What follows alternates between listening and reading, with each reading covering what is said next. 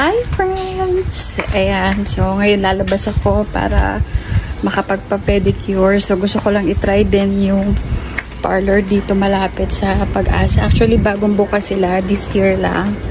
So, let's go! So, kung naghahanap po kayo ng mura na pwede po kayong makapagpaganda, magpalinis ng kuko, magpagupit, magpa-rebond, or anything about hair, dito po kayo pumunta sa salon na ito.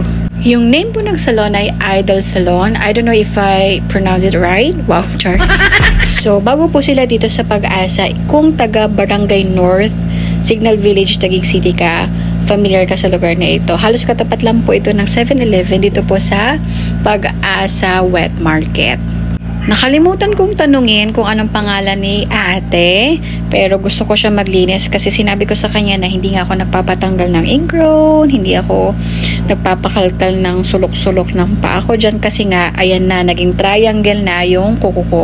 Sinasabi ko minsan yan or madalas yan sa mga gumagawa, pero syempre may mga hindi din makasunod. Pero syempre alam mo yun, parang hindi mo na rin masabi.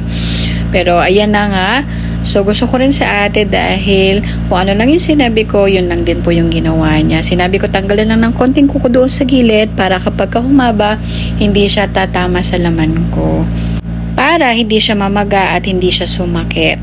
So, ayan din yung napili kong kulay. First time ko maglagay ng ganyang kulay na parang yellow-green or parang apple-green siya. So, nagustuhan ko siya kasi parang nakakabata. Char! So, kanina, meron akong nakasabay dyan na halos patapos na yung kanyang service. So, yung kanyang pinagawa ay rebond with Brazilian. So, tinanong ko siya kung magkano yung binayad niya and sinabi niya ay, ang sinabi nung gumagawa sa buhok niya or hairdresser ay 1,500. So, for me, it's cheaper compared sa ibang mga salon na mapupuntahan ninyo. And nung nakita ko yung result, sobrang ganda, sobrang shiny, hindi siya bristles, at ano ba yung toothbrush lang. Hindi frizzy yung hair, hindi siya mukhang kinky, hindi mukhang nasunog yung hair niya. Kaya napatanong ko kung anong service yung pinagawa niya. So, maybe next time or next year, kapag nag-isang taon na tong pinariban ko last April, baka makapagpariban na ako. Pero sa palagay ko, hindi na talaga ako uulit ng April kasi sobrang init.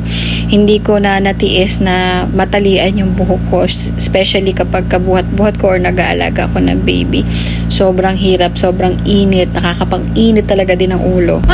So, overall, nagustuhan ko po dito sa Idol Salon. Cheaper siya compared sa iba. 100 pesos ang kanilang pedicure.